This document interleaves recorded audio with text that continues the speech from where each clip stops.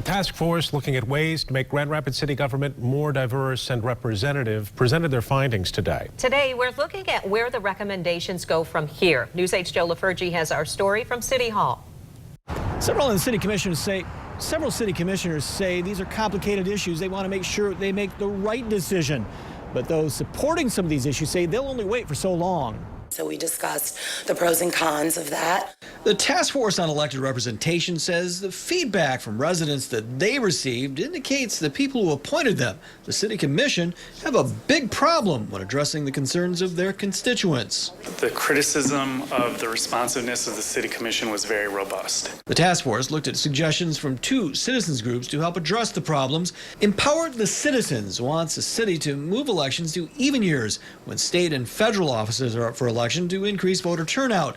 The second would do away with the policy of allowing candidates who capture more than 50% of the vote in the August primary to win the office outright, avoiding a November runoff. Grand Rapids Democracy Initiative wants 2 changes.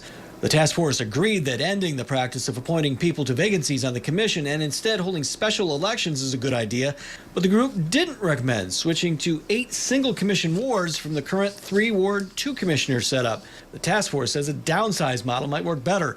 Moving elections to even years could be decided by city commissioners, but the other 3 would be charter amendments that the city commission would have to vote to put on the ballot. Mayor Bliss says the commission could make a decision in time for the fall election. If not, both citizens groups say they're continuing petition drives to bypass the commission. The deadline is for us to submit our signature at the end of June, so then they can be on a ballot in November 2020. Will pressure from these 2 groups drive the decision-making process on this at all? For me, I can't speak for my colleagues, but for me, no. My job as mayor is to be thoughtful and deliberate and not rush through something that could have a negative impact on our city. You can read more on the specifics of the 4 proposals at woodtv.com. In Grand Rapids, Joe LaFurgey, News 8.